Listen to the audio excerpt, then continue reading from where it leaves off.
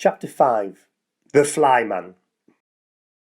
Inside the cab of Esmeralda, his beloved 3-ton truck, Jefferson Crape adjusted his wrap-round sunglasses and shoved another piece of chewing gum into his thin-lipped mouth. He swept back his greased black hair with his fingers and turned up the volume of his heavy rock music so loud that his shark-tooth pendant vibrated around his neck. It was a trip he did 4 times a day, delivering fresh meat from the abattoir on the other side of Nab Top to his father's butcher's shop in Pearlbury. He knew the road like the back of his hand, every twist and turn, every bump, every pothole. It was a boring job, but then Jefferson had never been very bright. At school, the only thing he'd been any good at was being the bully. He'd blackmailed other kids to do his homework for him, and anyone who dared to turn him down paid for it, painfully. Even the teachers were too frightened to challenge him to work harder. In the end, it was no surprise that Jefferson had ended up with a dead-end job, but he had ways of making his daily routine more interesting. Etched across his dashboard were dozens of penknife notches, all part of a deadly game Jefferson played to spice up his otherwise dull, meaningless life. The notches were for each critter he had run over. "Yahoo! Here we go!" he yelled as he spied something up ahead. "You're mine, baby! History! Dead meat!" The muscles on his tattooed arms bulged as he gleefully tightened his grip on the steering wheel. He turned the music up even louder, honked his horn, changed gear, and put his foot down hard on the accelerator. Esmeralda growled an initial protest before obediently surging forward, burning up the bypass so fast that a smell of rubber polluted the air and the thunderous noise drowned out the desperate warning cries of a bird from up above. Snowdrop had reached the halfway point across the bypass, still in a biscuit-induced trance. He snapped out of it in a terrifying instant in which his blood froze. The world was suddenly filled with an almighty rumble. Loose stones on the great concrete river were bouncing up and down like fleas.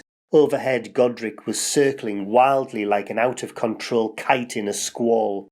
Snowdrop knew immediately what was happening. It was him, the legendary, merciless Flyman. Word of his dastardly deeds had spread across the meadow. He was a killing machine. Every instinct told Snowdrop to curl up into a ball and let the gods decide his fate. That's what normal Spikeshufflers would have done, hidden from the reality, denied the truth. But Snowdrop Hawthorne was no ordinary Spikeshuffler. Far from it. Instead of burying his head and hoping the nightmare would go away, he began to run. He ran for dear life. Jefferson Crape had never seen anything like it. A hedgehog that was white and one that could run. Not in all his years of driving his truck along Merlin's highway had he been quite so excited, and boy could that critter move. "Go, girl, go!" he yelled, coaxing yet more effort out of Esmeralda. "We got him, baby! We got him!" The truck hurtled onwards. The world was a blur. The grasses and wild flowers by the side of the road were laid flat, cowering in deference to such power. Even if the brakes had been slammed on now, it would take 100 yards to stop. But stopping was the last thing on Jefferson Crape's mind. His penknife was waiting in the glove compartment. He wanted one more kill, one more notch on his dashboard. In fact, a rare albino would be worth more than one notch. He was going to have to lurch onto the hard shoulder to stop his target getting away, but that was okay. There was no one around to see apart from the old woman in the cottage, and who cared about that stupid old bat? "Yee-haw! Come on, Esmeralda, baby! That's my girl!" The roar of the engine was deafening. The screech of the tyres as they swung towards Snowdrop was truly petrifying. The Spikeshuffler, his heart pumping, could feel the truck's heat and smell the sickening combination of diesel and hot rubber. It was a smell so many of the Hawthorns had smelled in their last moments on this earth before they were squashed to a pulp. Willow hawthorn, stick hawthorn, bog hawthorn, brush hawthorn, daisy hawthorn, rose hawthorn, hyacinth hawthorn, and scrub hawthorn. They were only the victims of the year just past, and one by one news of their deaths had reached Snowdrop through the animal grapevine. Each killing had brought fresh bouts of grief, but the most recent had left the little white Spikeshuffler utterly heartbroken. It was Godric who had told him in the gentlest voice, almost a whisper, one morning, a morning that Snowdrop would never forget as long as he lived. "I'm sorry that it is me who must tell you," the great bird had said. It was still so hard to believe, but the flyman had taken the great twig hawthorn, Snowdrop's dear father.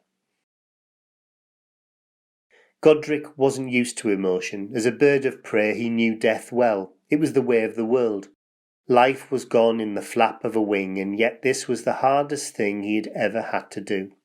Snowdrop cried so much he thought he might never stop. There were enough tears to have filled the great pond. It was no good. Snowdrop was fast, but he wasn't quite fast enough. He realised that he wasn't going to make it. His stupid, stumpy little legs had failed him this time. Biscuits, all because of biscuits. But at least he hadn't curled up and surrendered. As the final seconds of his life counted down, he turned to face his destiny. He would die with defiance in his soul, with his spikes upright and proud. The truck hissing, smoking, squealing, shuddering was almost upon him. Snowdrop looked up and caught a glimpse of him peering down through the windscreen. Frozen in time, he saw the sunglasses that made him look like a giant fly. He saw his fist raised in triumph. He saw his evil smile. He saw death in a monstrous pile of gleaming metal. Snowdrop Hawthorn closed his eyes, knowing he would never open them again on the lush, vivid greenery of Merlin's meadow.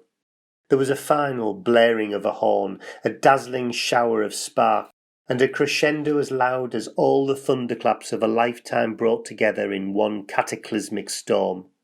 Then there was nothing. Silence. When Snowdrop opened his eyes, he had gone to heaven.